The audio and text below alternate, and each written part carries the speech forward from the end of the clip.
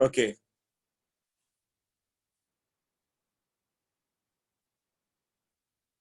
तो previous time जो बताया था उसमें क्या क्या था, देखें।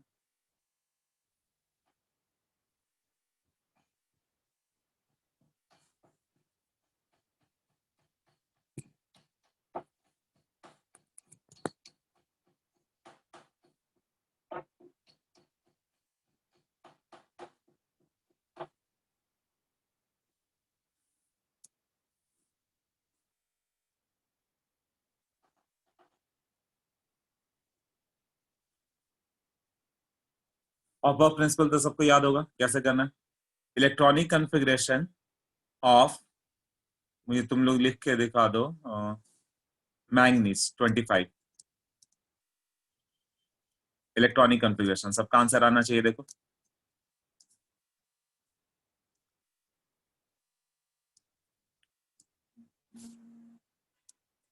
इसका आंसर करो।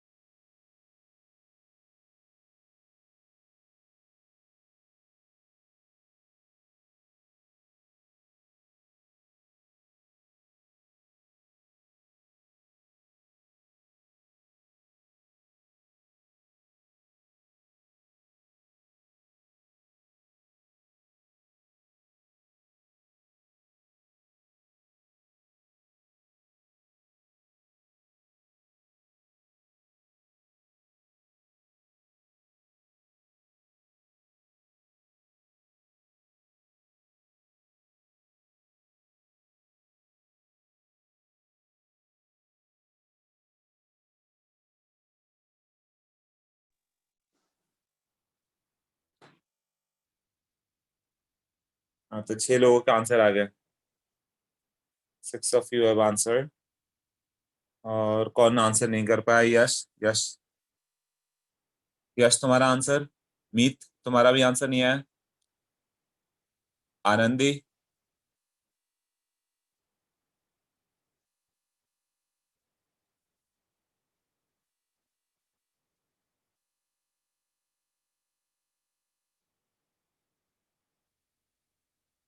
ये तो प्रीवियस टाइम ही बताया था सब।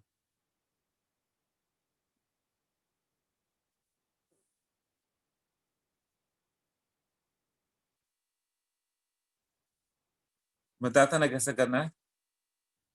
1s 2s 2p।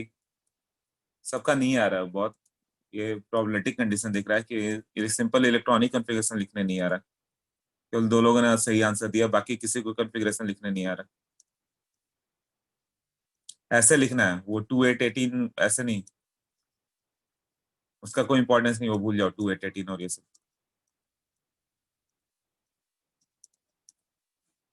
इस तरह से लिख के बताना था।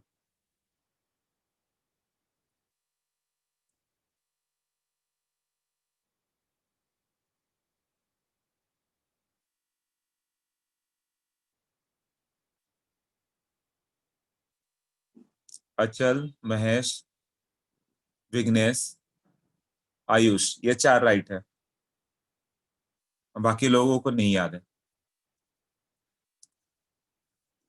तो ये रिवीजन करके रखना है हमेशा तुम लोग को, है ना। मीत, तुम्हारा आंसर कहाँ गया, कुछ बताओगे?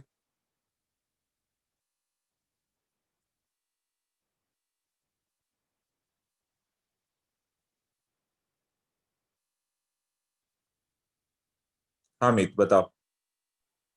हाँ सर, मैंने ट्राई किया, बट वो 1s 2s 2p, फिर जो सब एस में रहते हैं उनको क्या ऐड या क्या करने का रहता है, मुझे एक बार आप समझा सकते हैं? हाँ, मतलब रिवीजन नहीं किया ना, भूल गए ना। अच्छा, हाँ तुम लोग सर। का टेस्ट था ना, टेस्ट था इस संडे। नहीं टेस्ट कब है तुम लोग का, मीत? सर, मुझे तो वो फेज 2 का देने बोला है, तो हम लोग का वो क्यूमुलेटिव टेस्ट है 12 सितंबर को। अच्छा, 12th को क्युमुलेटिव है ना। इधर ये फेज 3 में कब है टेस्ट, ये नहीं याद है। नहीं ठीक है, सर, वो ठीक है, मैं फिर से समझाता हूँ, चलो।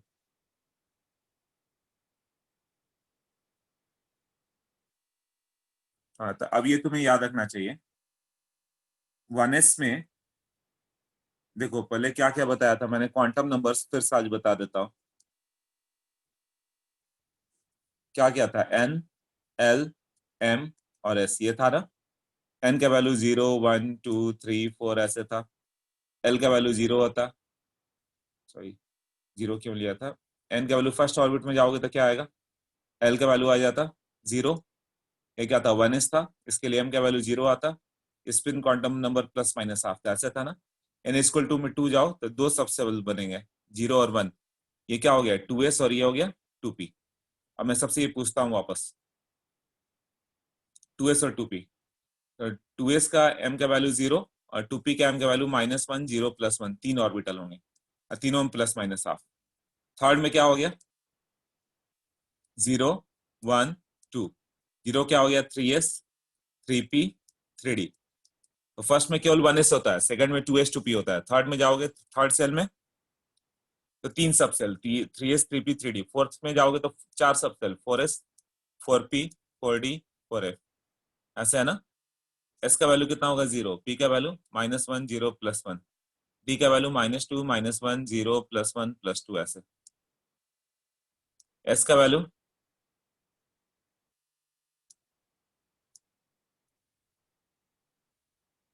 0, पी का यही -1, 3 सबसेल होंगे ना, ऐसे था। और ये सबका वैल्यू तो प्लस माइनस आप ही रहेगा। तो क्वांटम नंबर क्लियर हो गया। चलो बताओ, कौन मेरे क्वेश्चन का आंसर करेगा, पार्टिसिपेंट? हाँ यश, यश गुप्ता बताओ। यश, अनम्यूट किया है तुम्हें।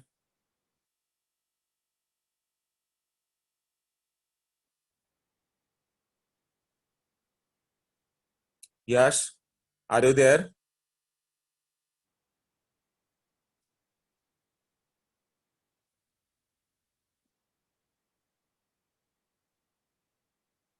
हाँ, तो अनम्यूट करो। हाँ मीत बोलो। हाँ सर, आपने वो क्वेश्चन आंसर करने के लिए पूछा था इसके। अभी मैं सबसे पूछ रहा हूँ, वो तुम बताओ, तुम ही बता दो। थर्ड सेल में कौन कौन से सबसेल होंगे? सबशेल 3s 3p और 3d। ओके, 3s में कितने ऑर्बिटल होते हैं? 3s में 0। अरे एक ऑर्बिटल तो होगा ही ना।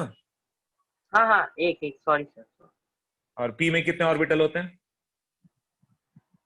और p में एक, नहीं नहीं, दो दो। नहीं भाई, याद करो, पी सर में कितना कंफ्यूज बॉक्स बनाते थे। कंफ्यूजन होता है। पी में कितना बॉक्स बनाता था मैं, याद करना है सर को, और कुछ नहीं, एक बार बता दिया कलर में हो जाना चाहिए कि पी में 3 बॉक्स बार बार बना रहा हूँ, याद आना चाहिए 3 होते हैं। पी में 3। हाँ 3 बॉक्सेस 3 ऑर्बिटल्स, 3 ऑर्बिटल मतलब 6 इलेक्ट्रॉन। हाँ सर, अभी अभी समझ गया, अभी समझ गया सर। अच्छा डी में कितने ऑर्बिटल होते हैं? सर डी में 5। कितने इलेक्ट्रॉन आएंगे टोटल? 10। ओके एफ में? एफ में एफ हाँ में उसमें 7। 7, हाँ तो इलेक्ट्रॉन 14 ना। 14। हाँ करेक्ट, ठीक है। तब तो मतलब मुझे लगता है और लोगों को भी क्लियर हो चुका होगा, नथिंग टू वरी, आगे चलते हैं। ठीक, ठीक है। तो इसका कॉन्फ़िगरेशन कैसे होगा? पहले 1s में फिल करोगे, नंबर ऑफ इलेक्ट्रॉन्स की बात करें, एस में 2, पी में 6, डी में 10, एफ में 14, यही है ना, ये नंबर ऑफ इलेक्ट्रॉन्स होते हैं।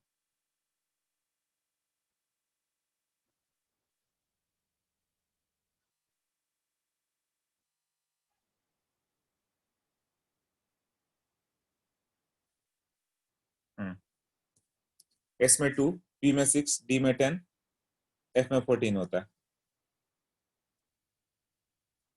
तो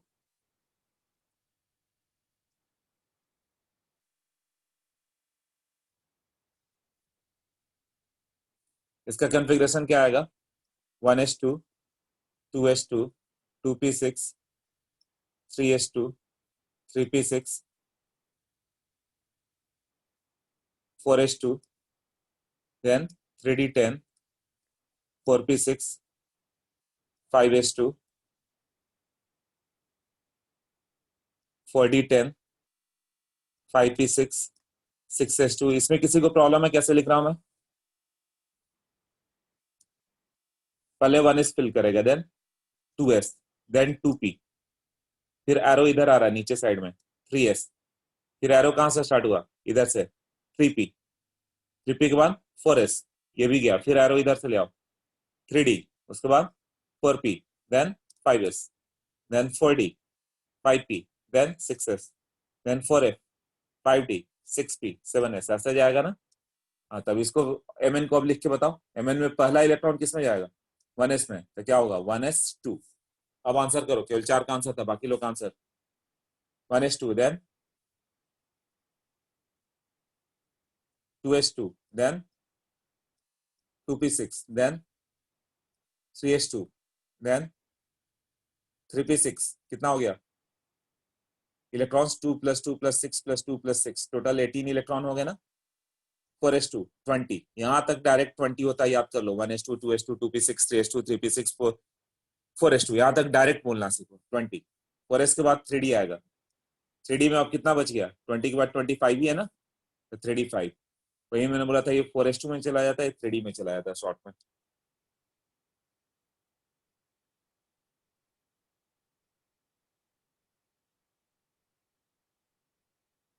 ओके नाउ एल्यूमिनियम का लिख के बताओ। इस बार आंसर आना चाहिए सबका, ऑल ऑफ यू, 4 आंसर नहीं। 13 इलेक्ट्रॉन है, कैसे फिल करोगे?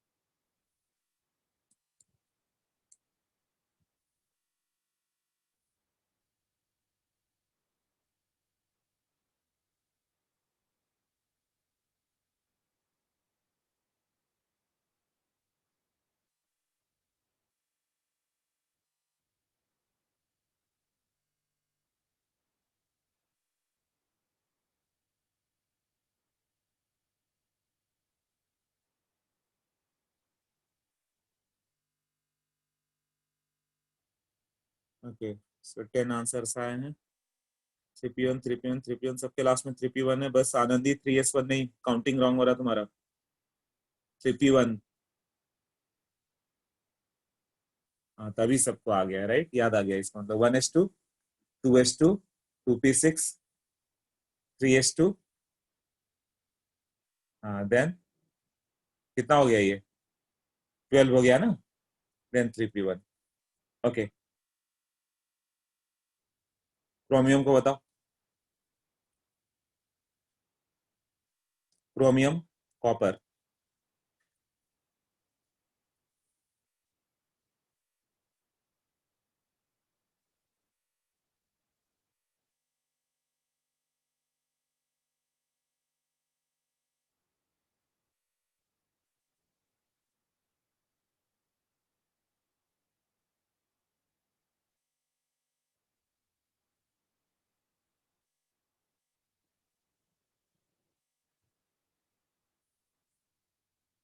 आयुष तुम्हें मालूम है?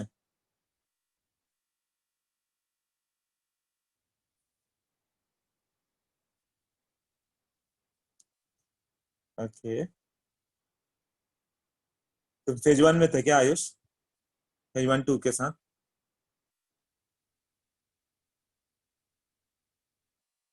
हाँ 2 के साथ थे, गुड। इतना याद आना बहुत है, याद भी नहीं आता सबको। Yes Vighnesh, good. हाँ फेज 1 2 में तुम लोग, अच्छा थोड़ा सा लेक्चर ज्वाइन किया था। Harsh also good. Okay Mahesh, Pradyum, हाँ जो तुमने लिखा है सही समझ के लिखा है, बट इसमें थोड़ा सा एक वेरिएशन आता है, वो बताता हूँ, कुछ लोगों को मालूम है। विघ्नेश, यस, यशराज, हर्ष, हाँ 4:3D4 इज एक्सपेक्टेड, वो लिख ले रहे हो तो काम हो गया अपना। अब ये दो एक्सेप्शन है एक्चुअली, तो ये दो एक्सेप्शन है, ये आएंगे ही आएंगे टेस्ट में, इसको लर्न करोगे, ठीक है ना। एक्सेप्शन है कौन सा, क्रोमियम एंड कॉपर। ये क्या होता है, 1s2, 2s2, 2p6, 3s2, 3p6, 4s2, 3d4, तो ये नहीं कर पाएंगे हम लोग। ये एक्चुअली क्या हो जाएगा, ये हो जाता है 4s1, 3d5 ऐसे।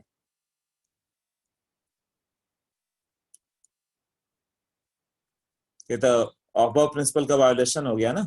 ऑफ ने बोला कि 4s पहले फिल होगा तब 3d होगा, 4s यहाँ आधा है तब तक वो चला गया। इसका भी ये ऐसे आर्गन लिखने चलेगा, आर्गन के बाद 4s2, आर्गन मतलब कितना हो गया, अप टू 3p6 ना, यहाँ तक के कन्फिग्रेशन को आर्गन लिख दो चलेगा, ऐसे ही होता है ना। 4s2 देन 3d9, तो ये भी रॉन्ग होगा। इसका कन्फिग्रेशन क्या होगा, 4s1, 3d10। इसका रीजन क्या है, हाफ फिल्ड। हाफ फील्ड क्या हो गया,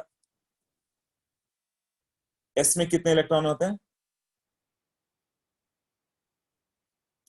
2। तो हाफ फील्ड मतलब कि पी में 6 होता है, तो पी में 3 हो, डी में 5 हो, एफ में 7 हो, and completely field.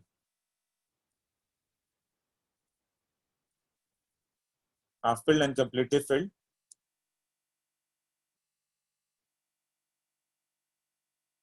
Completely filled सब सेल्स, सब सेल, ऑर्बिटल नहीं। सब सेल कौन सा है, एस में 2, पी में 6, डी में 10, एफ में 14, ये फुल कैपेसिटी है ना, are more stable due to half filled and completely filled are more stable. तब क्या होगा, तो यहाँ पे 4s2 3d4 है, तो 3d4 ना होकर क्या होगा, 4s1 3d5 हो जाएगा। डी में एक इलेक्ट्रॉन चल जाए तो d5 बन गया, तो ज्यादा स्टेबल है ना। सोचो d5 इज मोर स्टेबल, तो क्या कर लेता है यहाँ से, 4s वाले इलेक्ट्रॉन को जंप करा के 4s1 कर देता है, 3d5 बन जाता है। यहाँ भी 3d9 है, तो 3d9 से ये 3d10 हो जाता है, स्टेबल होगा ना, क्योंकि d10 ज्यादा स्टेबल होता है कंप्लीटली फिल्ड। इसका दो रीजन है, ड्यू टू, पहला है सिमिट्री, वो सिमेट्रिकल दिखता है, सब में एक एक इलेक्ट्रॉन हो तो।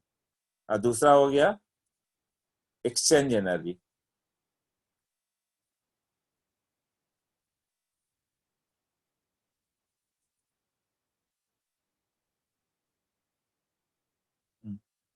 इसका एक्सेप्शन 4s1 है, yes yes, S1 is half filled but वो हाईली रिएक्टिव होगा, स्टेबल नहीं होगा। एस में एक इलेक्ट्रॉन हो तो कौन सा हो गया, सोडियम पोटेशियम रुबिडियम। तुम्हें लगता है स्टेबल है सोडियम? एयर में लाओगे तुरंत कैचेस फायर होता है, पोटेशियम कैचेस फायर।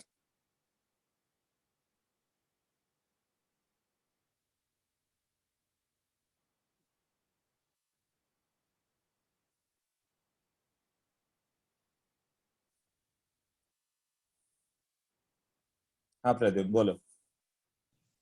सर तो फिर इसमें वेरिएबल वैलेंसी क्या होता है फिर इसके अनुसार? क्या होता है इसमें? ये मेथोडोलॉजी के अनुसार वेरिएबल वैलेंसी का रीजन क्या है?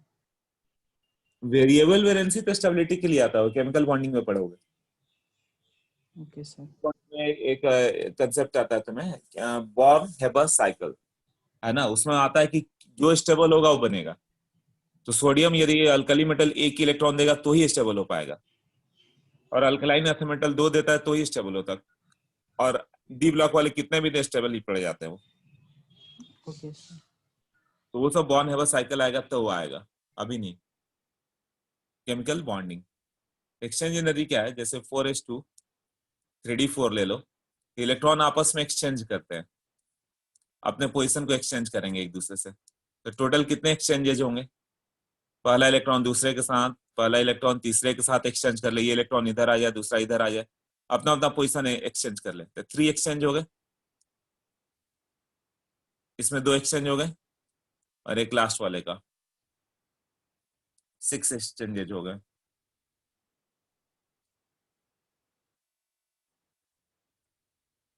वही इलेक्ट्रॉन एक यहां से चल जाए तो एक्सचेंजेस कितने पड़ जाएंगे ये बताओ।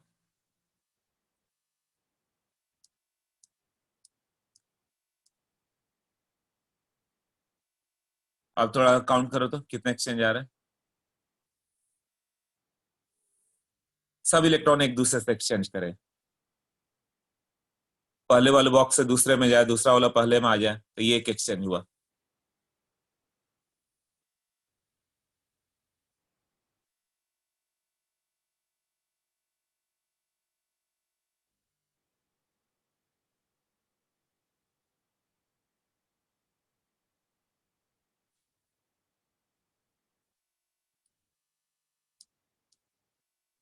ये फर्स्ट सेकंड से फर्स्ट, थर्ड से फर्स्ट, फोर्थ से फर्स्ट, फिफ्थ से, ऐसे 4 एक्सचेंज हो गए।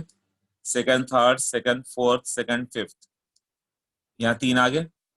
फिर थर्ड का 4 के साथ, थर्ड का 5 के साथ, फिर 4 का 5 के साथ, यहाँ 10 एक्सचेंज आ जाए। तो एक्सचेंज से स्टेबिलिटी बढ़ती है। तो मोर number of exchanges more the exchange energy release ना।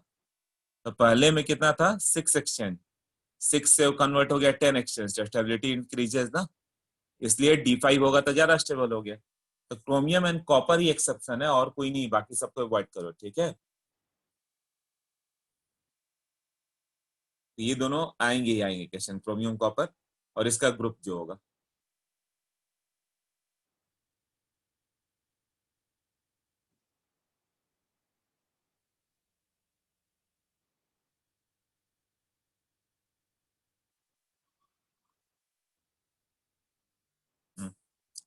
तो जैसे कॉपर सिल्वर गोल्ड एक ही ग्रुप के हैं, तो कॉपर का क्या होना चाहिए था, 4s2 3d9, बट होता नहीं, होता क्या है, 4s1 3d10। उसी तरह सिल्वर का क्या आएगा, 5s1 4d10, इसी के ग्रुप का है। ये सब क्वाइनेज मेटल है, इससे क्वाइंस बनाता है, कॉपर सिल्वर गोल्ड, जो जितना कॉस्टली उसी ऑर्डर में। कॉपर, कॉपर से कॉस्टली कॉस्टली सिल्वर आता है, सिल्वर से कॉस्टली गोल्ड आता है। तो ये लर्न कर लोगे, ये सब कौन सा एलिमेंट है, क्वाइनेस एलिमेंट, जिससे क्वाइंस बने थे सिल्वर के गोल्ड के। इसका क्या आ जाएगा गोल्ड का, 6s1 5d10, ऐसे। ये एक्सेप्शन है। आई थिंक इलेक्ट्रॉनिक कॉन्फ़िगरेशन अभी किसी का लिख पाओगे, एक और लिख दो तुम लोग, मुझे बता दो। हाँ नंदी बताओ, बोलो। सर एक बार वो एक्सचेंज का स्टेटमेंट समझा नहीं। हेलो आनंदी। आपको आवाज आ रही है? सर आपको आवाज आ रही है? हाँ थोड़ी आवाज आ रही, बोलो। सर वो एक्सचेंज स्टेबिलिटी कैसे बढ़ता है एक बार एक्सप्लेन कीजिए। स्टेबिलिटी कैसे हुआ है ना। हाँ ओके, किस चीज में आया कि D3 मतलब वो D4 से D5 ज्यादा स्टेबल क्यों पड़ा है ना। हाँ ओके, फिर से बताता हूँ। वो मैंने बताया कि जैसे D4 होगा तो सारे इलेक्ट्रॉन आपस में एक्सचेंज करेंगे पोजीशन, तो टोटल एक्सचेंजेस कितने होंगे वो सोचो। नंबर ऑफ एक्सचेंजेस कितने होंगे, पहले दूसरे से ये दोनों एक्सचेंज कर ले, ये इलेक्ट्रॉन इधर, ये इलेक्ट्रॉन इधर, एक एक्सचेंज हुआ, ये इसके साथ एक्सचेंज करे, ये इसके साथ एक्सचेंज करे, एक्सचेंजेस बढ़ गए ना। दूसरा इलेक्ट्रॉन तीसरे के साथ अपना पोजीशन एक्सचेंज कर ले, या चौथे के साथ कर ले, या तीसरा चौथा कर ले, टोटल 6 एक्सचेंज हो रहा है ना। और ये क्रोमियम में क्या था, 4s2 था, 4s2 3d4, बट यही 4s1 3d5 हो जाता है, 3d5 में एक्सचेंज बढ़ गया ना। अब सब में एक एक इलेक्ट्रॉन है, तो अपना अपना पोजीशन एक्सचेंज करेंगे तो क्या होगा, स्टेबिलिटी इंक्रीज हो जाएगी, होगी ना ऐसे। हाँ क्लियर हुआ। हाँ सर 10 एक्सचेंज आ गया तो स्टेबिलिटी बढ़ गई। समझो पहले 4 दोस्त थे, आपस में वो जाते थे एक दूसरे के रूम में, तो 5 फ्रेंड हो गए, सब आपस के रूम में एक दूसरे जैसे, और स्टेबिलिटी बढ़ जा रही है उनकी। ओके, ओके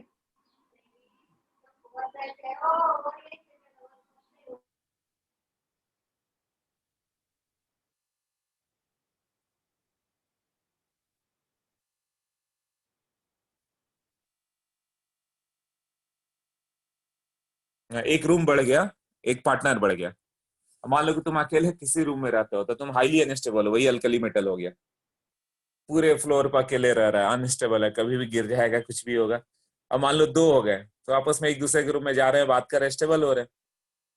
एक ही फ्लोर पे 3 लोग हो गए, 4 हो गए, 5 हो गए, जितने हो गए उतने स्टेबिलिटी हो गई, उतने एक्सचेंजेस बढ़ गए। हाँ, तो पूरा एक रूम बढ़ने से एक्सचेंज 10 हो गए।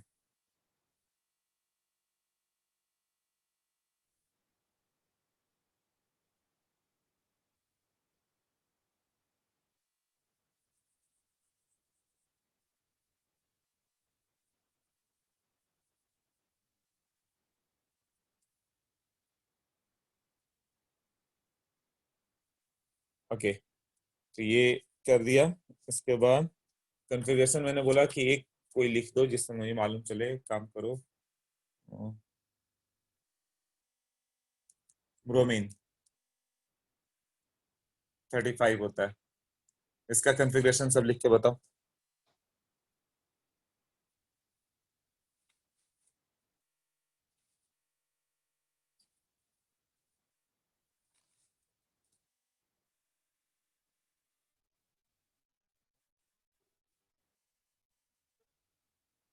Thirty five electrons bromine.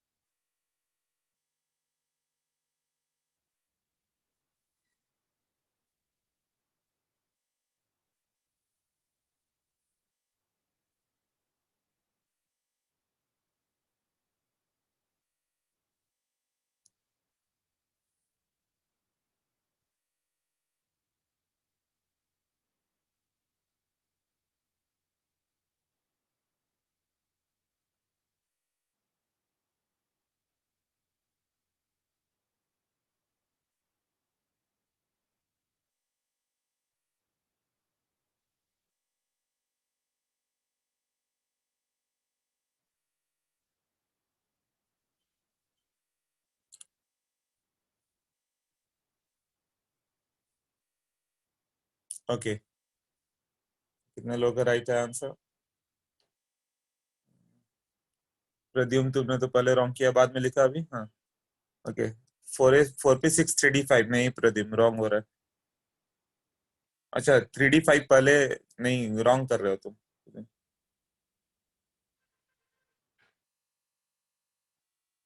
Ayush correct है, अचल करेक्ट है।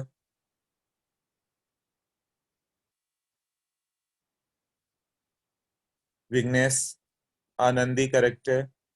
विघ्नेश आनंदी महेश। 4s के बाद 3D फिल होता है प्रद्युम्न, तुम एक चीज मिस कर रहे हो, वो सीरीज देखो 3D10। हाँ मीत करेक्ट है। 1s2 2s2 2p6 3s2 3p6 इतना तक तो आर्गन लिख दो तो भी चल जाता। फिर 4s2 20 हो गया ना। 4s के बाद 3D आता है 23 20 + 10 30 हो गया। देन 4p5 35 हो गया। आई थिंक इतना सबको क्लियर रहेगा ना।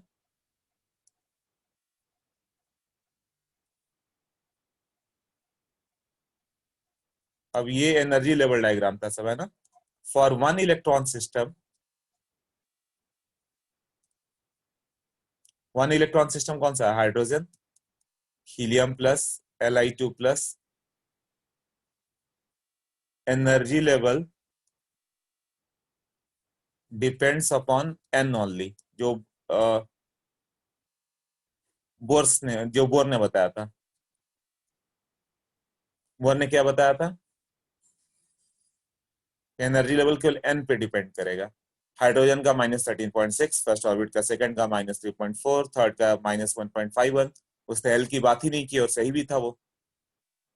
तो for one electron system energy level depends only upon n।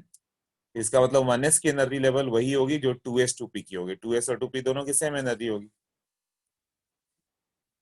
3s 3p 3d की भी सेम होगी। Then 4s 4p 4d 4f जहां भी लो सबकी सेम एनर्जी है। क्लियर ना? तो it depends upon the this value n। अब फॉर मल्टी इलेक्ट्रॉन सिस्टम क्या था? फॉर मल्टी इलेक्ट्रॉन क्या बताया गया? n + l पे डिपेंड करेगा। Multi electron n + l according to क्या था? ऑफ-बाउ ना। तो ये जो ऑफ-बाउ प्रिंसिपल था मल्टी इलेक्ट्रॉन सिस्टम की बात कर रहे हैं, वन की नहीं। एक क्वेश्चन आ जाता है कि हाइड्रोजन के लिए energy level of the orbitals depends upon, तो यू हैव टू आंसर कि only n। But multi electron sodium potassium तो n + l, यही n + l लिखना सीखा हम लोग ने। किसकी एनर्जी पहले कम होती है, किसकी ज्यादा होती है। हाँ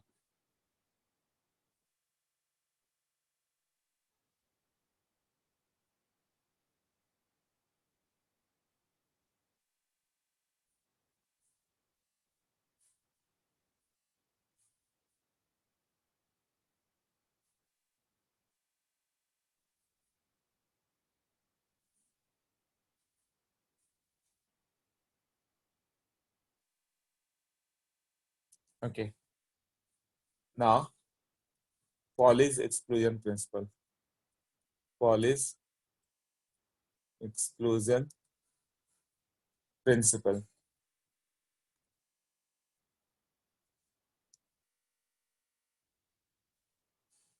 इसका क्या है? According to this principle, no two electron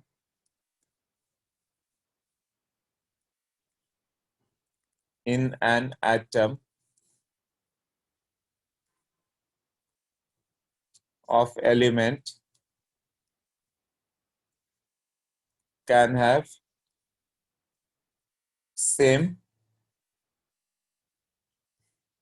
set of all the quantum numbers। Quantum number से क्या आता था? Quantum number represents the address of the electron. जैसे मैं लिख दूं 421 प्लस आफ्टर, तुम इलेक्ट्रॉन बता दोगे ना कौन सा है, फोर्थ ऑर्बिट का। ये n का, l का वैल्यू 2 है, मतलब कौन सा है? s का वैल्यू, l का वैल्यू 0 मतलब s, 1 मतलब p, 2 मतलब d, मतलब ये 4d का है। 4d में ये +1 में रहता है और इसमें प्लस हाफ वाला है, तो एग्जैक्टली इलेक्ट्रॉन का एड्रेस बता रहा है ना ये। तो क्वांटम नंबर इलेक्ट्रॉन का एड्रेस बताते हैं। जैसे तुम्हारा कोई एड्रेस पूछे तो तुम बोलोगे इंडिया में, थाने में, इस सोसाइटी में, इस फ्लैट में रहते हो। उसी तरह इसका n बता दिया तुम्हारा, उसने, है ना, कि अच्छा ये कंट्री हो गई उसकी, एल बता दिया कि उसके अंदर, कंट्री के अंदर, सेल के अंदर कौन सा सब शेल है ना, कि थाने में आगे। उसके बाद वो तुम्हारा अपार्टमेंट बता दिया कि इस अपार्टमेंट में हो, एम का वैल्यू, फिर एस का वैल्यू आ गया, प्लस ऑफ माइनस ऑफ कहाँ पर हो। उसी तरह से आ गया एनएलएमएस। तो किसी भी दो इलेक्ट्रॉन का same set of quantum number नहीं हो सकता है। जैसे तुम्हारे जैसा एग्जैक्टली दूसरा आदमी नहीं हो सकता, तुम अलग हो, दूसरा कोई और होगा। उसी तरह हर दो इलेक्ट्रॉन का अपना अपना एड्रेस अलग अलग होगा, उसकी अपनी आइडेंटिटी है। No two electron can have the same set of all the quantum numbers. Clear ना? कोई भी दो इलेक्ट्रॉन ऐसा नहीं होंगे जिनका एक ही क्वांटम नंबर आ जाए, तो सबका अपना अलग अलग रहेगा। यही है ना? इसका मतलब क्या होगा, इसका इन्फ्रेंस क्या आता है?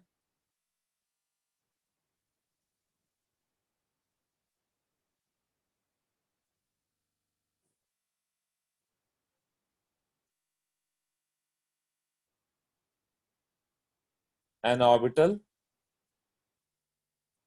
contains maximum 2 electron with opposite spin. Opposite spin नहीं होगा ना, सेम स्पिन होगा तो दोनों का same set of quantum number हो जाएगा। ये हो गया पॉलीज एक्सक्लूजन प्रिंसिपल। उसने बताया कि मान लो कि दो इलेक्ट्रॉन हो गया, यदि दो इलेक्ट्रॉन हो गया तो ये हो गया प्लस हाफ और ये हो गया माइनस हाफ। ये मान लो 1s है, इसका अपना एक वैल्यू होगा 1 0, s का भी वैल्यू 0, प्लस हाफ, और दूसरा का वैल्यू क्या होगा, माइनस हाफ। यही होगा ना, प्लस हाफ और minus half. 1 0 0 minus half. If third electron enters तो क्या होगा,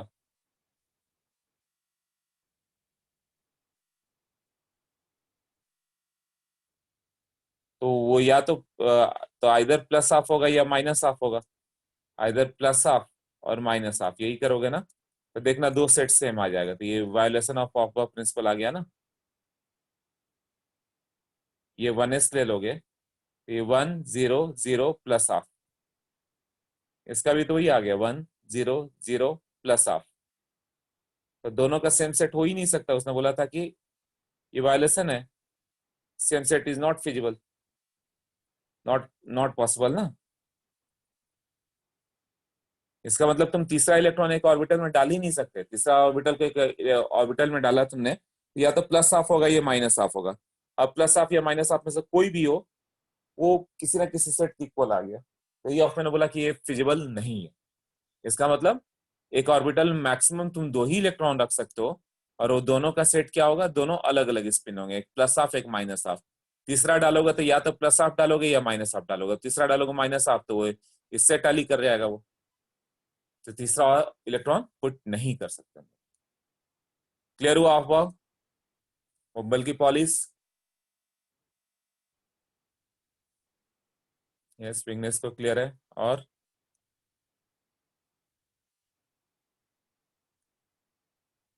विग्नेश, मीत, आनंदी, अचल, Yashraj, Mahesh, Ayush, 7 of you have cleared concept और लोगों का? यश गुप्ता तुम्हारा,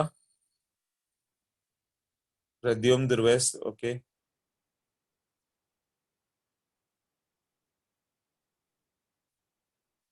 हाँ, सबका क्लियर है।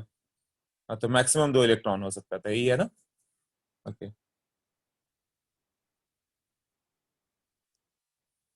अभी बताओ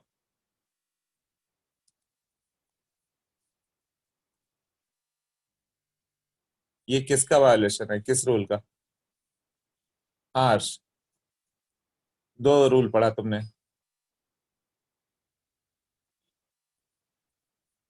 और ये किसका वायोलेशन है?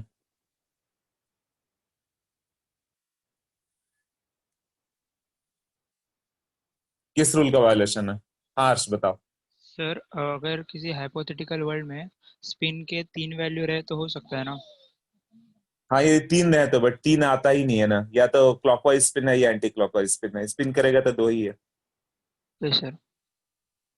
प्रैक्टिकली यही है। ओके,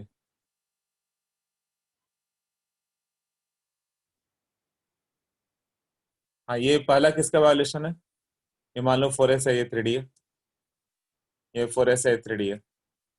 वो पूछता है ये किस किस रूल का वायोलेशन है। तो फर्स्ट इज वायोलेशन ऑफ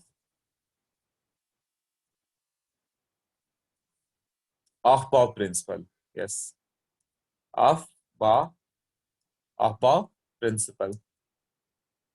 क्यों? उसने बोला था कि पहले 4s फिल करो फिर 3d करो, 4s आधा छोड़ के कैसे चला गया 3d में?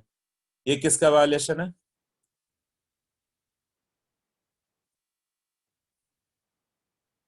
एक ऑर्बिटल में दो इलेक्ट्रॉन सेम स्पिन को होंगे तो दोनों का सेम सेट आ गया ना।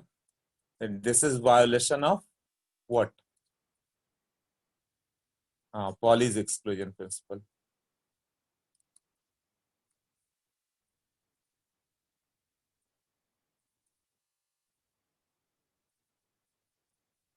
ओके, पॉलीज बता दिया, अफवा बता दिया। एक थर्ड रूल है, दैट इज हंट्स रूल। यही तीन रूल है। हंट्स रूल, हंट्स रूल में क्या है?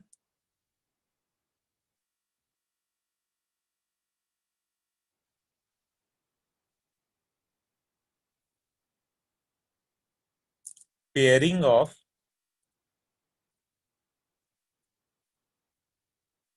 Electron in degenerate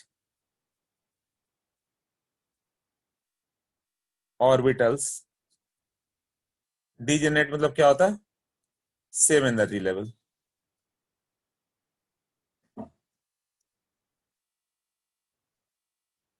same energy level orbitals है ना, डीजेनरेट ऑर्बिटल्स। जैसे 4d हो गया तो 4d का पांचवा ऑर्बिटल एक ही एनर्जी लेवल पे।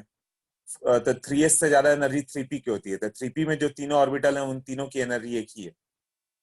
Then 4s, then 3d, then 3p। तो 3d के पांचों की एनर्जी एक जैसी है, 4f के ऑल 7 की एनर्जी सेम है, एक सबसेल की एनर्जी सेम होती है। ऑफर प्रिंसिपल से चले जाओ। हाँ, तो degenerate orbitals, pairing of electron in degenerate electron मतलब है कि इलेक्ट्रॉन को तुम सिंगली फिल करो, एक एक करके सेम स्पिन से फिल करो, देन पेयरिंग करो।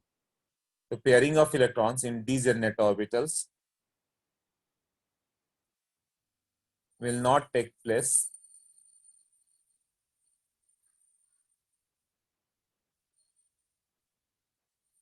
until all the degenerate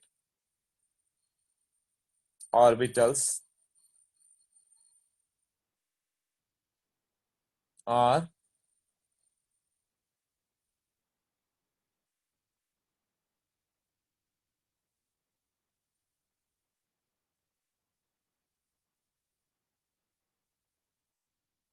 uh, until all the degenerate orbitals are filled with same spin। जब सेम स्पिन से जब तक फिल नहीं कर देते तब तक नहीं कर सकते। जैसे कि मान लो P3 फिल करना है तुम्हें, P3 फिल करना है तो तुम्हें ये तीनों में एक एक इलेक्ट्रॉन से फिल करना होगा, तब चौथा आएगा। एंड ऐसे फिल करो या फिर तीनों के सेम स्पिन से फिल करना है, ऐसे फिल करो। उसमें मतलब क्लॉकवाइज फिल करो चाहे एंटी क्लॉकवाइज फिल करो, वो मैटर नहीं है। उसके बाद पेयरिंग होगा, फोर्थ ऑर्बिटल के लिए फोर्थ इलेक्ट्रॉन होगा तो पेयरिंग करोगे फिर।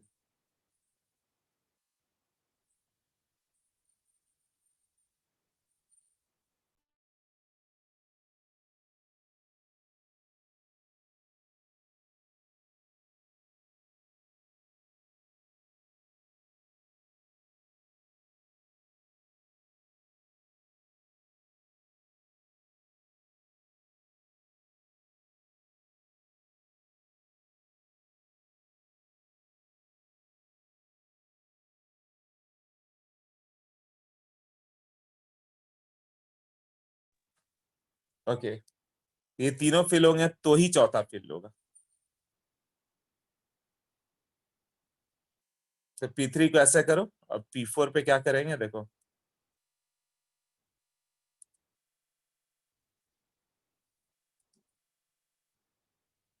जैसे P4 करना है तो P4 कैसे फिल होगा?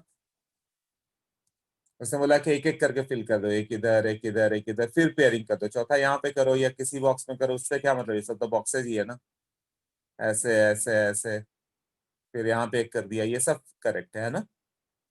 P4 फिल करना है तो एक स्पिन वाले कोई ले लो, क्लॉकवाइज या एंटी क्लॉकवाइज, तुम्हारे ऊपर है कैसा लोगे, क्लॉकवाइज के एंटी क्लॉकवाइज, ठीक है। तो मान लो तुमने ऐसे ले लिया एंटी क्लॉकवाइज, 1 2 3, तब यहाँ पे पेयर कर दो, चलेगा वो, ये सब करेक्ट है ना। सिमिलरली जैसे P2 फिल करना है तो P2 कैसे फिल करके दिखाओगे, 2 इलेक्ट्रॉन है, सेम स्पिन से फिल करो, प्लस हाफ वाला लिया तो प्लस हाफ वाला ही ले लो, ये करेक्ट होगा। बट तुमने ऐसे ले लिया ना, एक इधर तो ये रॉन्ग हो गया। हाँ, वो बॉक्स कोई भी लो वो चलेगा, इधर इधर ले लो ये भी चलेगा, ये तो बॉक्सेज है केवल, वो ऑर्बिटल्स का रिप्रेजेंटेशन है, ऐसे ले लो ये सब चलेगा, है ना। बट सेम स्पिन होना चाहिए, उसके बाद पेयरिंग करना है, क्लियर। जैसे P3 लोगे तो क्या नहीं चलेगा, उसने बोला कि ऐसे नहीं चलेगा, ये पहले एक एक करके फिल करो तब होगा, और भी सेम स्पिन है, ऐसे नहीं चलेगा।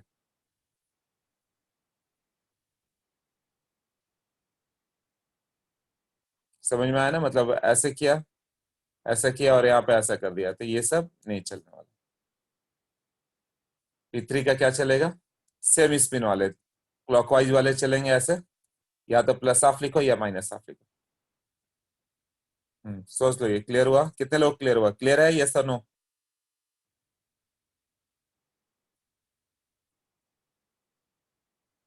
विघ्नेश, अचल, प्रद्युम, यशराज, हर्ष, 5 यस है, और महेश, आयुष, यश, आनंदी, ठीक है, ध्रुवेश, सबको क्लियर है, ओके। तो यही हो गया कि डीजेनरेट ऑर्बिटल, डीजेनरेट ऑर्बिटल मतलब या तो P के अंदर फिल करो या D के अंदर या F के अंदर, ऐसे, तब इस तरह से करना होगा। उसने एक बात की थी स्पिन मल्टीप्लिसिटी की,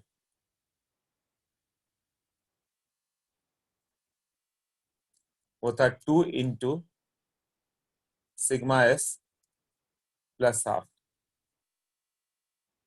उसने बोला था कि spin multiplicity should be maximum.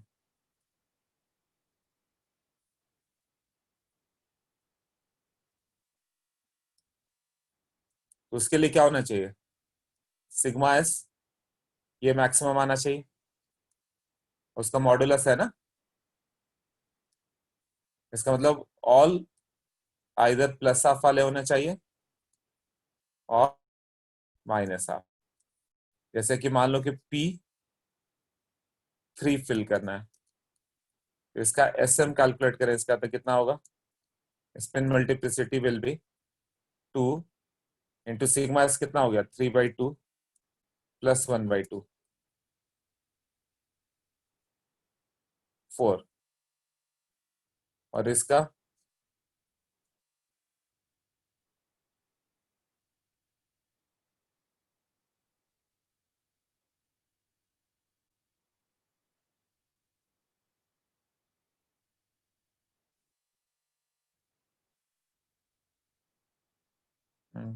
को इसमें मैं ऐसे कर रहा था, हाँ, इसका कितना हो गया SM,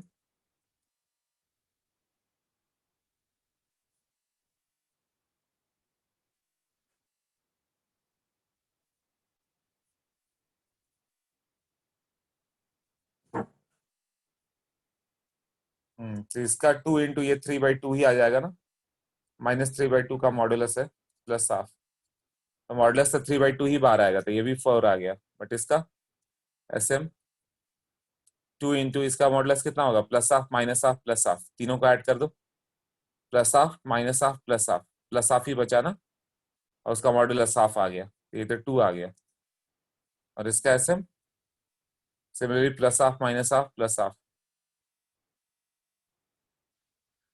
2 आ गया, तो ये मैक्सिमम है ना।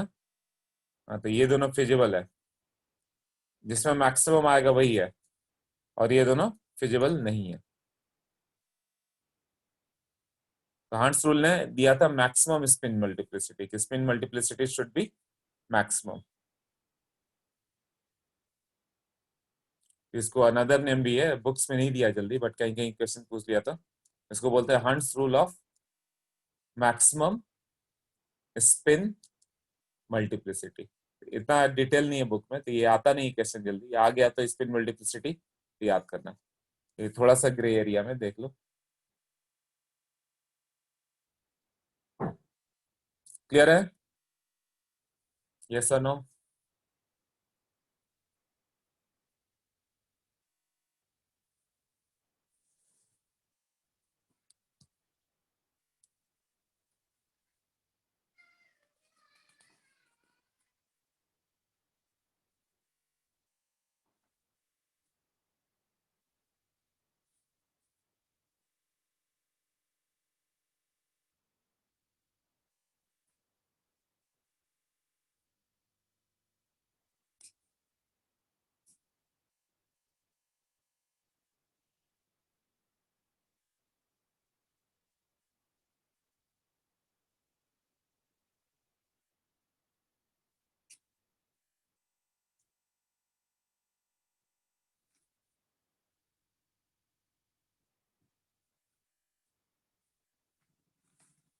Okay,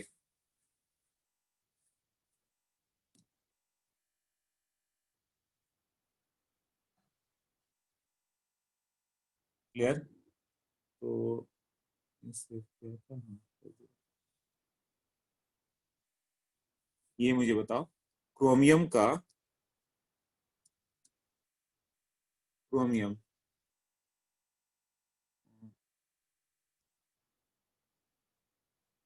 quantum number of last electron क्या होगा?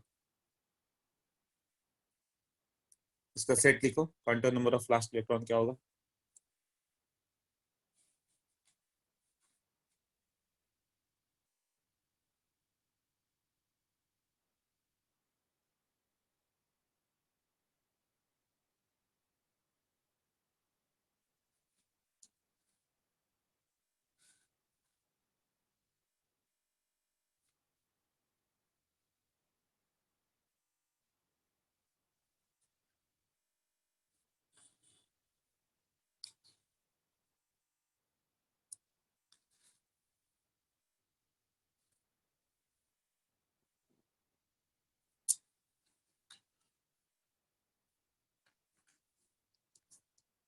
ओके विघ्नेश,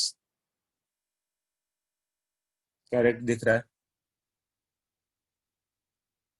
बट तुमने जो लास्ट में लिखा वो प्लस हाफ है कि माइनस हाफ है, वो क्लियर करो। आयुष थोड़ा रॉन्ग हो रहा है, अचल रॉन्ग जा रहा है।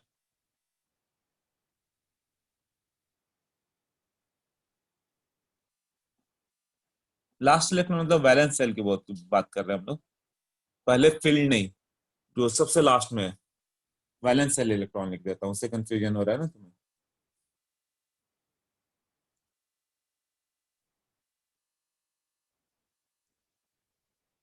हाँ, अभी कंफ्यूजिंग लैंग्वेज नहीं, बताओ।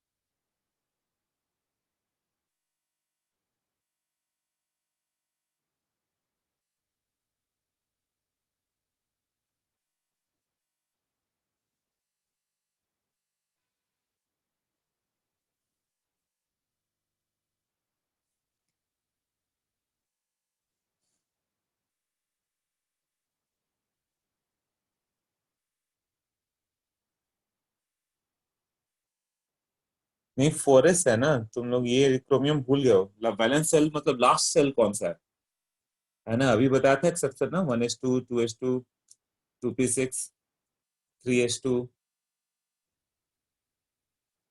3p6 4s1 3d10, ये वैलेंस सेल है, वैलेंस शेल मतलब सबसे बाहर वाला सेल, और ये जो कहलाता है पेनल्टीमेट सेल।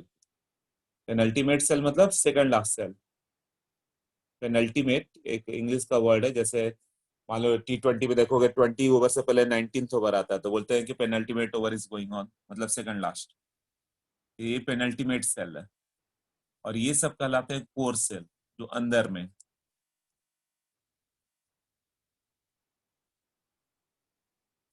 हाँ, तो 4s1 का बताना है।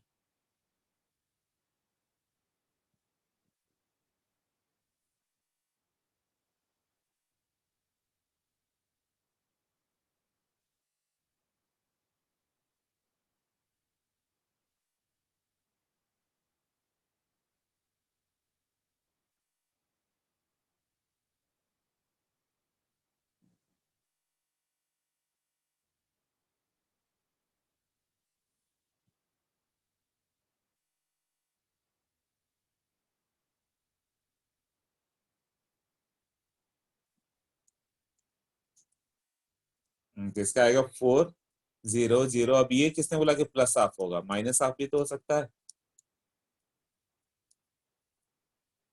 कोई ऐसा रूल है क्या कि क्लॉकवाइज वाला ही होगा लास्ट इलेक्ट्रॉन?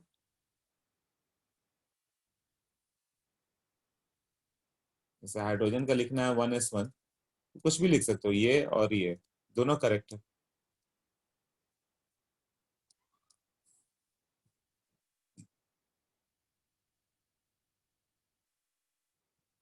ओके, अब बात करते हैं मैग्नेटिक मोमेंट की। ठीक है,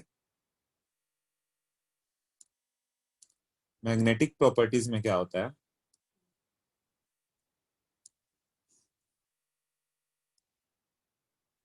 पैरामैग्नेटिक,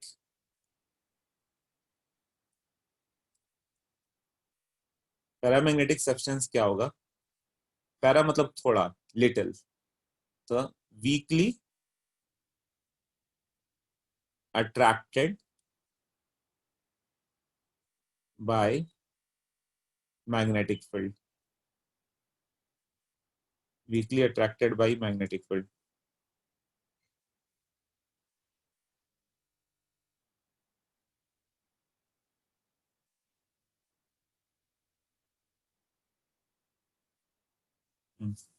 इसमें क्या होता है? अनपेयर्ड इलेक्ट्रॉन, अनपेयर्ड इलेक्ट्रॉन होगा, जिसका कितना ज्यादा अट्रैक्ट करेगा उसको हम लोग निकालते हैं मैग्नेटिक मोमेंट। मैग्नेटिक मोमेंट जो होता है वो फॉर्मूला आ जाता है, इसको म्यू से रिप्रेजेंट करते हैं, √n इंटू n+2 bm। अब ये सबसे इंपॉर्टेंट कंसेप्ट में से एक है, आईआईटी में कई बार का आया हुआ, क्योंकि एक पॉइंट हो जो तुम मिस करोगे। तुम लोग के भी टेस्ट में 3-4 क्वेश्चन होंगे इसमें। ये बोर मैग्नेटन, bm यूनिट हो गया। n क्या है? Number of unpaired electron.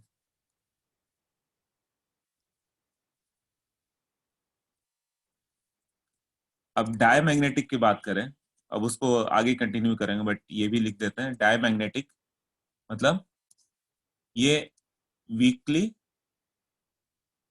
Repelled by magnetic field. Magnetic field में रिपेल्ड होना स्टार्ट होगा, weakly repelled by the magnetic field. No unpaired electron, all will be paired up, no unpaired electrons. तो mu का value क्या होगा? इसका n का value 0 हो गया, तो म्यू का भी वैल्यू 0 आएगा। अब क्वेश्चन आ गया, देखो अब ये आएगा, देखना आंसर कैसे राउंड करते हैं तुम लोग। हर 10 में कोई एक ही करेक्ट करके आता है। Fe2+ का मैग्नेटिक मोमेंट, Fe2+ है, म्यू का वैल्यू क्या?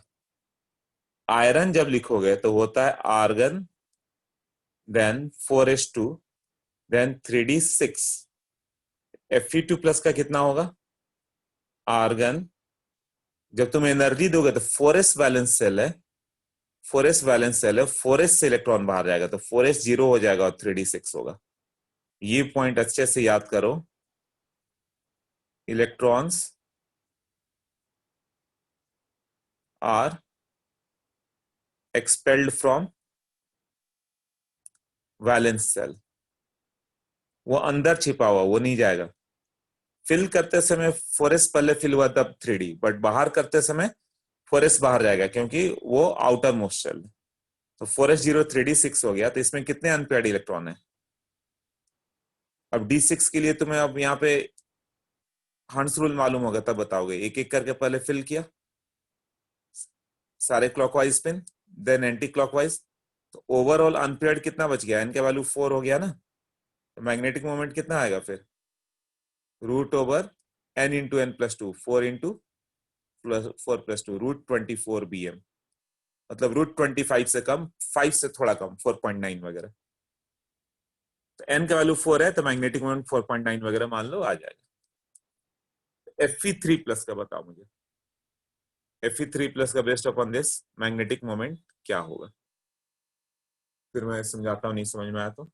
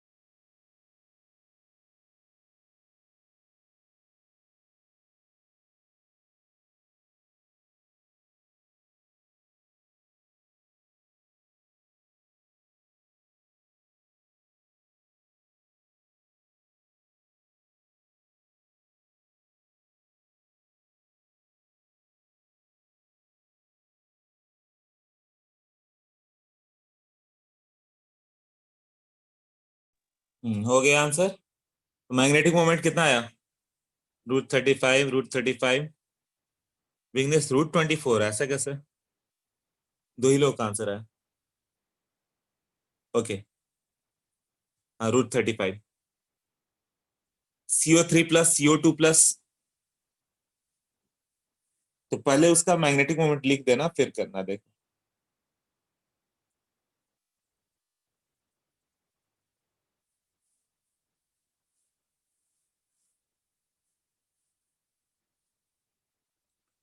जैसे कि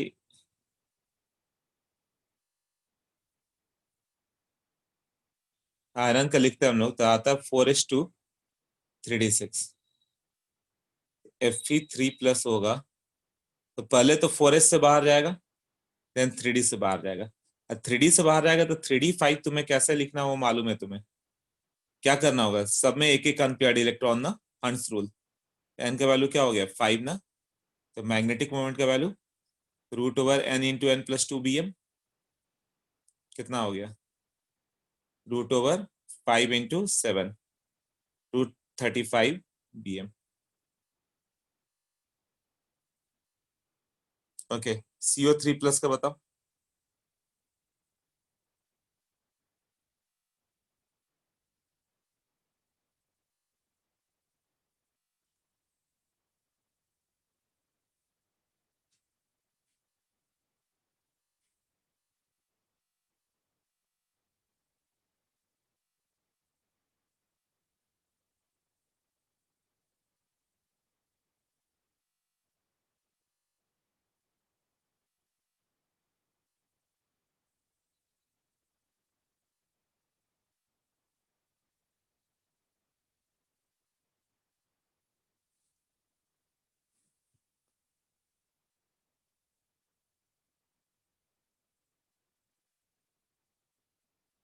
CO का कितना होता है 27, तो 4s2 3d7 आएगा। ये शॉर्ट में लिख देना ये दो।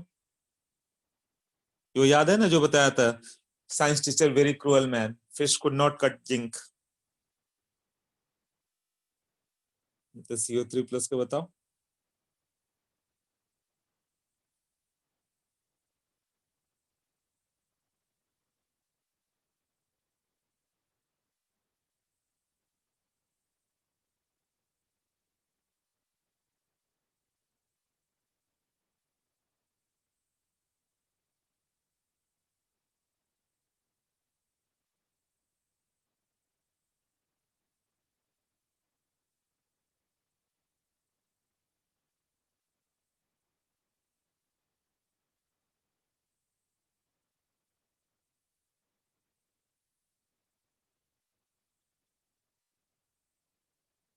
√24। ओके, तो CO3+, हाँ करेक्ट है। 4s से पहले निकलेगा एंड 3d से 6, एंड 3d6 में अनपेयर्ड इलेक्ट्रॉन कितने होंगे, तो ये 6 कैसे फिल करना था, एक एक करके सिंगली। 5 ऑर्बिटल होता है ना, पांचों में एक एक दे दो, देन पेयरिंग कर दो। एन का वैल्यू 4 हो गया, ये हो गया म्यू का value √24। V+, V2+, V3+, V4+, ये सबका म्यू का वैल्यू बताओ।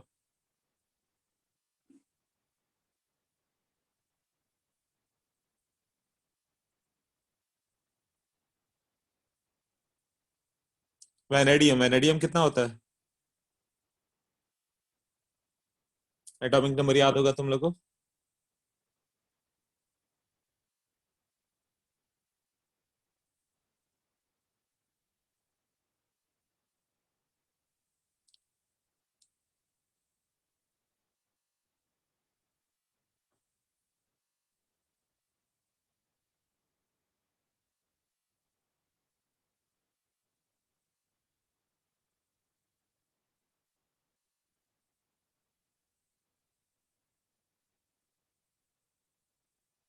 √2।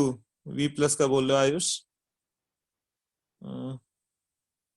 तो उसके लिए तुम्हें वैनेडियम का लिखना होगा। वैनेडियम का कितना होता है 23, मतलब ये होता है 4s2 3d3। V+ का कितना आया वैनेडियम प्लस का,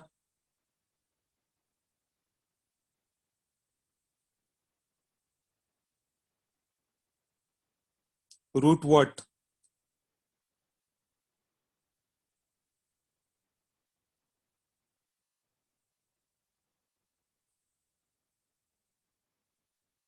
हाँ विग्नेस करेक्ट है। ओके, तो मैंने 4s1 हो गया था, जब तुम V+ लिखोगे तो ये हो गया, S से पहले बाहर करना था 4s1 3d3, क्योंकि आउटर मोस्ट शेल है। तो अनपेयर्ड इलेक्ट्रॉन कितने होंगे, ये 3d3 सारे अनपेयर्ड ही होंगे, तो n का वैल्यू 4 हुआ ना यहाँ, तो आ जाएगा 4s1 3d3, तो म्यू का वैल्यू हो गया √4 × 6, √24। V2 प्लस का कितना होगा, 4s 0 हो गया। अब 3d3 दूसरा इलेक्ट्रॉन निकालोगे तो 4s बाहर आएगा। पहले 4s से पूरा बाहर करो, फिर 3d, तो 3 है ना, तो ये √15। और V3 प्लस 4s 0 3d2 ना, म्यू का वैल्यू कितना होगा,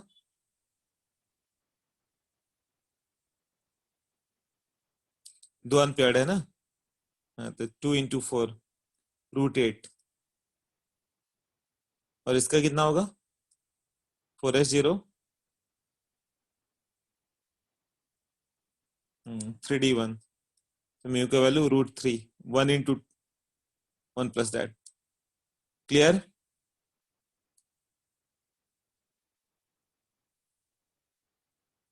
यस नो? विघ्नेश का तो आंसर आ गया था, चल करेक्ट। और लो का, यश राज ओके, महेश ओके, आयुष को भी समझ में आ गया, 5 ऑफ यू। और सबका answer, Meet okay,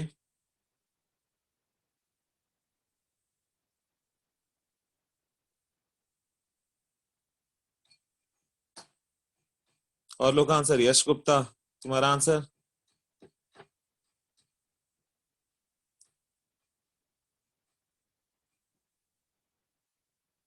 yes, out of meeting चला गया था ओके। ध्रुवेश तुमने भी नहीं बताया, करेक्ट है, समझ में आया। आनंदी,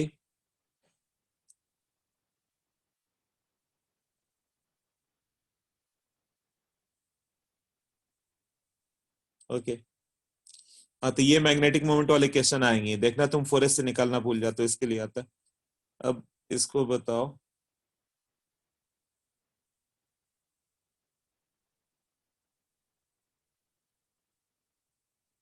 तो सेव किया था ना, हाँ।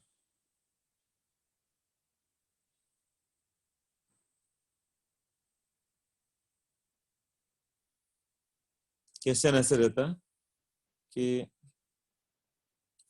वेनेडियम X प्लस है, it's magnetic moment is found to be √8, so X का वैल्यू क्या होगा।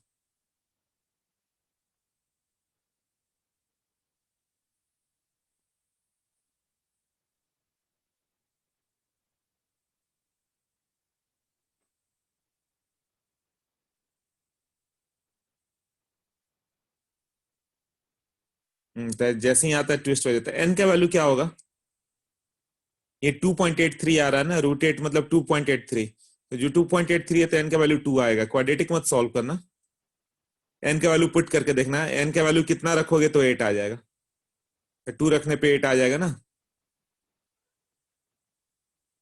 हाँ, तो 2 अनपेयर्ड इलेक्ट्रॉन कब होंगे, वेनेडियम में 4s2 3d3, पहला दूसरा तीसरा, 3d2 बच जाए तो मतलब 3 इलेक्ट्रॉन बाहर करोगे तो ना, V3 प्लस करोगे तो 4s 0 3d2, X का वैल्यू इज 3, ऐसे।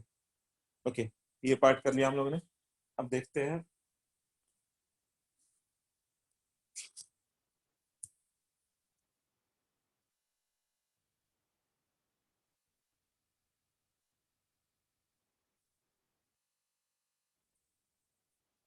बुकलेट, देखो तो।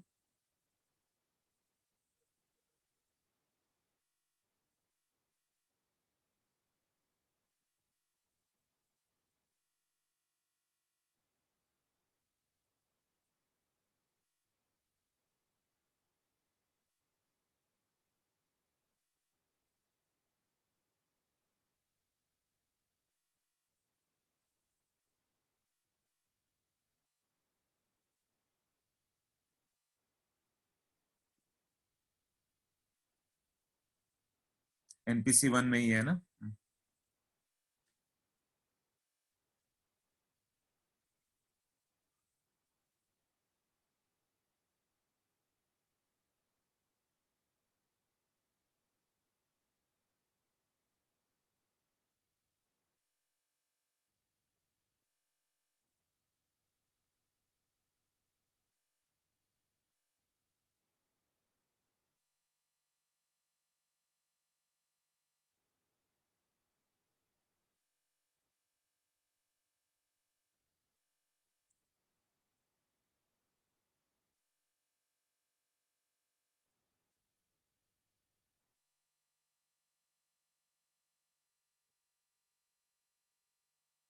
ये सब क्वांटम ने अपने बुकलेट में बहुत अच्छा दिया।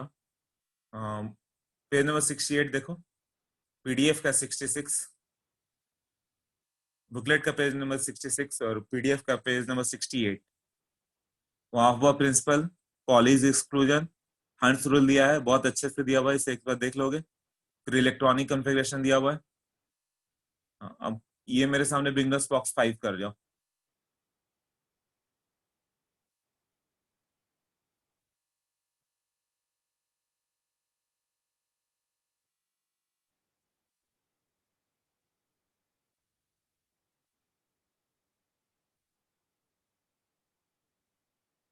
मुझे क्वेश्चन नंबर 26 बताओ। The value of the magnetic moment of the particular ion is 2.83।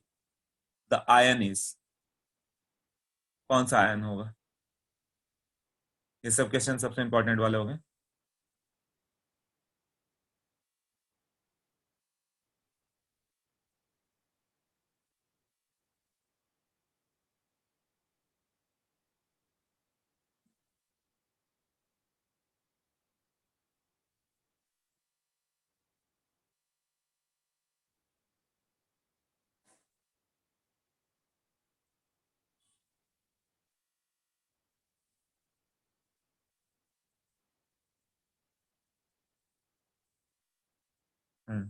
Question number 26 and explain also.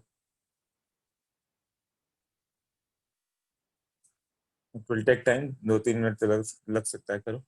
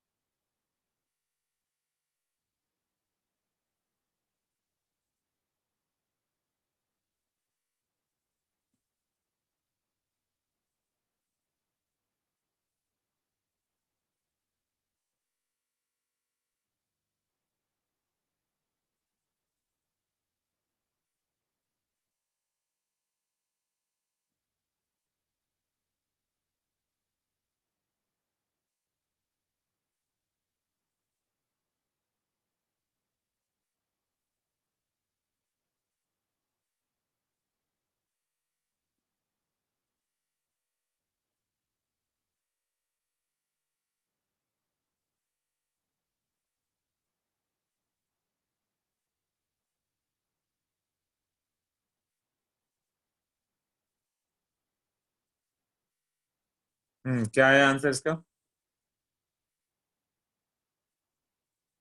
Ni2 plus Vignesh only. Ayush, okay. 2.83 magnetic moment है, तो एन का वैल्यू कितना आएगा? उसका ग्रेटेस्ट इंटीजर फंक्शन ले लो। म्यू का value 2.83 है, तो एन का वैल्यू 2 आएगा। सोचोगे तो मालूम चल जाएगा क्यों। म्यू का वैल्यू 3.9 है, तो एन का वैल्यू 3 होगा, उसका जो इंटीजर है वो ले लेना। मैग्नेटिक मोमेंट 4.92 वगैरह दिया है, तो एन का वैल्यू 4 ले लेना। इससे आराम से हो जाएगा। यदि 5.9 दिया हुआ या 5.8 दिया, जो भी दिया तो 5 ले लेना है n का वैल्यू। 6.9 है तो n का वैल्यू 6 ले लेना है ऐसे। तो अनपेयर्ड इलेक्ट्रॉन कितना होगा, n का वैल्यू 2 होगा। नहीं तो क्वाड्रेटिक सॉल्व कर लो, √n into n plus 2 is 2.83। तो n का वैल्यू क्यों क्वाड्रेटिक सॉल्व करना, n का वैल्यू 2 आएगा। 2 रख के आ जाता है ना उतना वैल्यू। n का वैल्यू 2 मतलब 2 अनपेयर्ड इलेक्ट्रॉन किसमें होंगे, कितने होंगे, ये प्रैक्टिस चाहिए। 4s2 आयरन कितना होता है, 4s2 3d6, तो 2 इलेक्ट्रॉन बाहर चले गए तो 3d6 हो गया, तो n का वैल्यू 4 हो गया ना, वो नहीं चलेगा। Fe Ni क्या होगा, अब एटॉमिक नंबर भी स्टार्टिंग में याद नहीं रहता, प्रॉब्लम ये भी होता है ना। Ni का 28 होता है, 4s2 3d8, तो 2 इलेक्ट्रॉन बाहर कर दो तो 4s0 3d8 हो गया। तो 3d8 को थोड़ा अभी आज ही सीखा तुम लोगों ने, कैसे फिल करना है, एक एक करके फिल करो, देन पेयरिंग करो, तो 2 अनपेयर्ड बच गए ना, यही होगा ना, 2 पॉइंट समथिंग आ जाएगा, 2.83। Mn का कितना आ जाता, 4s0 3d5, मतलब 5 अनपेयर्ड, तो 5.9 वगैरह आता, √5 इंटू 5 प्लस 2 √35। CO3 प्लस के इसी तरह से लाओगे। 27 का बताओ।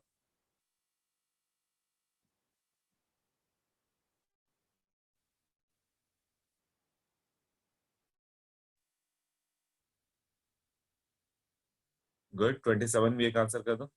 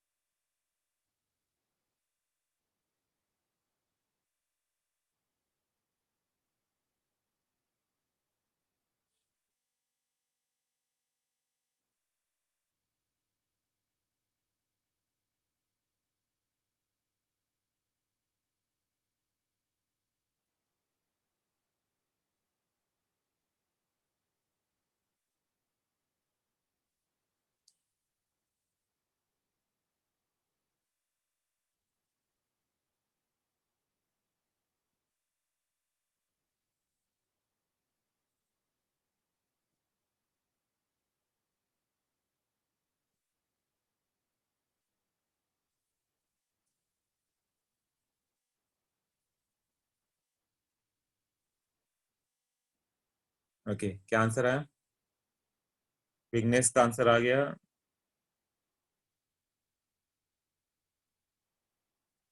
√3.9, आंसर सी आ रहा है। ओके, अच्छा हो जा रहा है ना, मतलब क्या बोला है, identical value of magnetic moment, मतलब यू का value √n into n plus 2 होता है, जिसका सेम n का वैल्यू होगा वही होगा, तो बस n चाहिए तुम्हें। तो जिंक क्या होता है, 4s2 3d10, तो Zn2 प्लस क्या होगा, 4s0 3d10, यही है ना। और कॉपर का कितना होगा,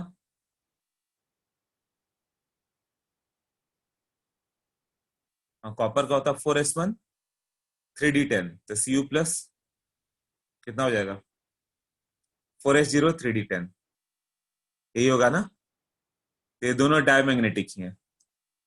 और बी में चले जाओ, CO और Ni, अनपेयर्ड इलेक्ट्रॉन देखो किसमें कितना आ रहा है, CO2 प्लस कितना होगा, 27 होता है कॉपर। ये सब बहुत इंपॉर्टेंट है, एटॉमिक नंबर सबका याद रखना, 21 to 30, और ये सब क्वेश्चन ही सबसे इंपॉर्टेंट है, आईटी में बार बार आए, क्योंकि इसको याद करने में प्रॉब्लम होता है, समझने में तो कुछ रखा नहीं है, याद करने में प्रॉब्लम हो जाता है, एटॉमिक नंबर क्या था, तो ये जो कम रिवीजन करते हैं वो लोग फंस जाते हैं फिर। कोबाल्ट का कितना होगा, 27, तो 4s2 3d7 है, तो कितना हो गया 4s0 3d7। और निकल का 28 है, 4s2 3d8, तो 2 इलेक्ट्रॉन हटा दो, 4s0 3d8, यही हुआ ना।